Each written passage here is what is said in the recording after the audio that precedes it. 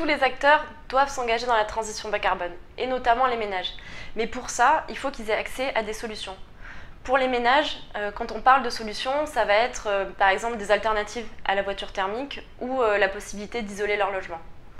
On s'est bien rendu compte depuis l'épisode des Gilets jaunes qu'on ne pouvait pas demander aux gens de faire des efforts pour la transition s'ils n'ont pas accès aux solutions.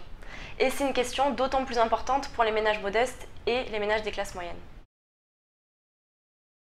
Dans notre étude, on s'est concentré sur la rénovation du logement et la mobilité électrique et on a regardé les aides publiques qui aident les ménages à investir.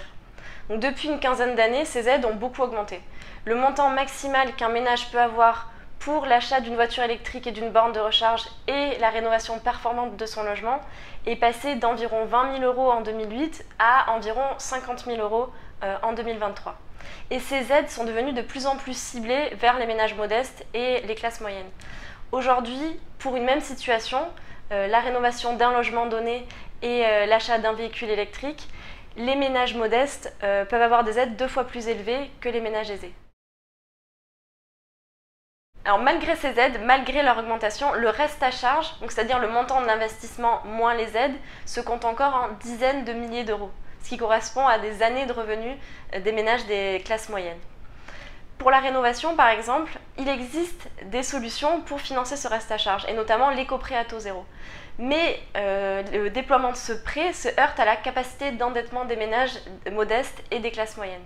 Donc pour ces ménages, il faudrait augmenter les aides pour diminuer le reste à charge et donc le montant qu'ils vont devoir emprunter.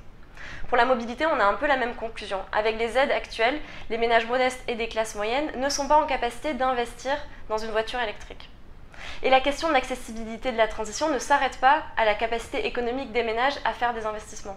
Pour la mobilité, par exemple, il va falloir garantir l'accès des ménages à des transports en commun et à des pistes cyclables. Et côté rénovation, il va falloir développer la formation des artisans, l'offre d'accompagnement des ménages ou encore les solutions de relogement le temps des travaux.